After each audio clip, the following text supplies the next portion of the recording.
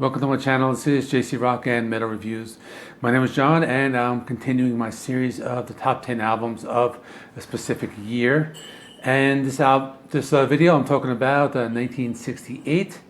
This is the year hard rock and metal start to emerge, and I will be focusing mostly on hard rock and proto metal bands. And these are bands coming out this year, a lot of our debut albums this year, and some big names, and a lot of other albums by bands that have been putting out albums the past few years, like the Beatles, the Doors, the Stones, and I'll get to all of those. So I won't be wasting any more time. Let me get into it, and these albums will be listed in order of release. So the first album I'm going to talk about is Vincebus Eruptum by Blue Cheer. This is their debut album, released January 16th, 1968. This album's considered to be one of the first metal albums. The band played blues rock, but they kind of like turned up the distortion on the guitars. The album is very raw, has like a very garage rock sound. Now by today's standards, they probably sound like a typical garage rock band, like just recording with inexpensive equipment. But in 1968, they were ahead of their time.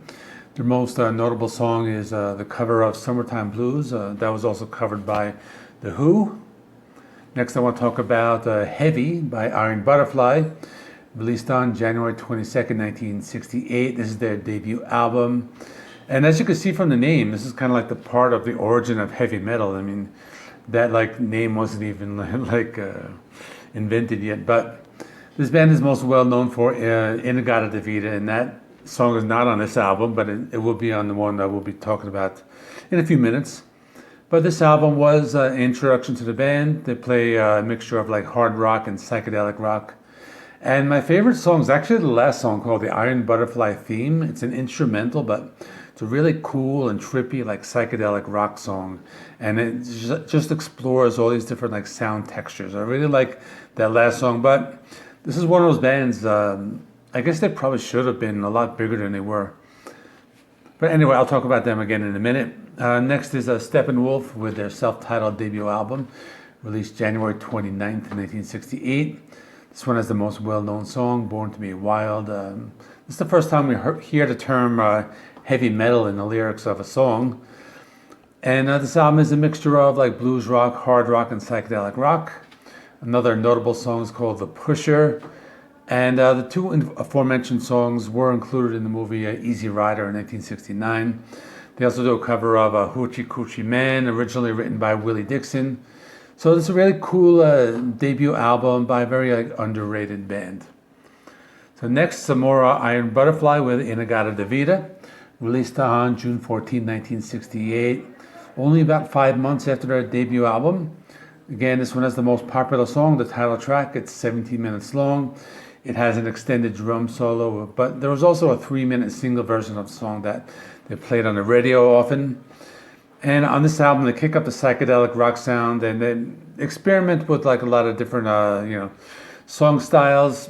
A lot of the songs remind me a little more of the Doors, and a heavy keyboard sound. Songs are heavier, and some songs are considered proto metal.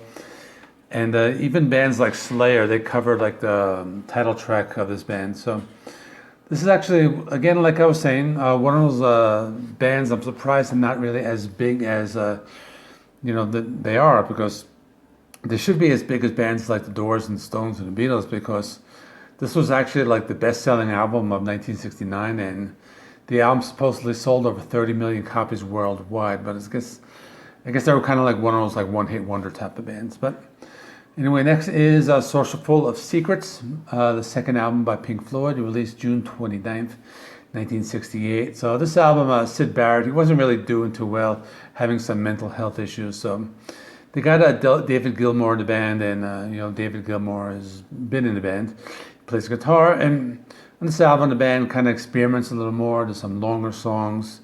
We got the title track. It's 12-minute long song. Other great songs, there's some psychedelic rock, a song written by Roger Waters called Set the Controls for the Heart of the Sun, and another Roger Waters song, Corporal Clegg. Definitely an underrated album in the Pink Floyd discography. Next is Waiting for the Sun by The Doors. This was released on July 3rd, 1968. My favorite Doors album when I was growing up. It has the song Not to Touch the Earth Very haunting song. I always like played this one on repeat when I was younger. I had that record. And this also has a few hits. It has Hello, I Love You. It has The Unknown Soldier. And also closes with one of their hardest rockers called 5 to 1. One of those songs that kind of set the stage for the emergence of like harder rock or metal music. This one has like the distorted guitars and kind of like a very simple riff that's played on the low E string of the guitar, but just a really great song. And this is probably one of my favorite Doors albums. Next is Shades of Deep Purple. This is the debut album from the band, released July 17th, 1968. So this album has a sound more like psychedelic rock, a little progressive rock. The most popular song is called Hush. Also a few cover songs in the album. They do Hey Joe. That was also covered by Jimi Hendrix and the Animals, in the past few years. They do a cover of the Beatles' Help. And this is the album with the MK1 lineup. So it has Rod Evans on lead vocals, Richie Blackmore on guitar, John Lord on keys, Nick Simper on bass, and Ian Pace on drums. Next is Electric Ladyland by Jimi Hendrix, released on October 16th, 1968. This is his last studio album while he was alive, even though there is a posthumous studio album released after this. And it was a double album and very well known cover of Bob Dylan's All Along the Watchtower. Another popular song, Crosstown Traffic, really cool blues, kind of like a funky song. Has a lot of longer songs like the 15-minute Voodoo Chili. And then at the end of the album, there's like Voodoo Child, Slight Return, probably the more popular of the two songs. Also has Burning of the Midnight Lamps, really a great song, as a minor hit in the UK. And really like that song. Kind of Jimi uses the wah-wah pedal a lot, and this song was very ahead of its time. Next is The White Album by the Beatles, which is actually their self-titled, released on November 22nd, 1968. A great double album. So we have Back in the USSR, kind of like a tribute to the Beach Boys. We have Dear Prudence, really cool acoustic finger-picked guitar. George Harrison's one of his best songs, Why My Guitar Gently Weeps. Another cool acoustic McCartney song, Blackbird. And it has Helter Skelter. This is many consider this to be the first heavy metal song. And just straightforward rock and roll with Revolution 1 and a lot more songs on here. Probably one of the best double albums ever made. Not really a lot of filler on this album either. And the last album I'm going to talk about is Beggars, Banquet by the Rolling Stones. This was released on December 6th, 1968. So this is the band returning to form after like the experimental album, like Their Satanic Majesty's Request. It's just straight blues, it's rock, it's some country, and just lots of great songs. We've got Sympathy for the Devil, very popular song. Side 2 opens with Street Fighting Man, another one of our popular songs. We've got some blues on it with No Expectation. This one has Brian Jones playing the acoustic slide guitar, also one of the last recorded songs by Brian Jones. Some country styled songs like Dear Doctor. Has some acoustic instruments, has the guitars, the harmonica, the piano, and this is just a great back to basics type of album. So that is all for 1968. Let me know in the comments what you thought, and any other notable releases. Of course, there will be, because I just focused on more of the harder rock of that year.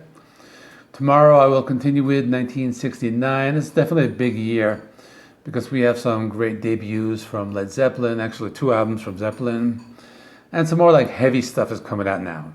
So we got the Stooges and MC5. So please remember, like, comment, subscribe, and I'll see you all in the next one.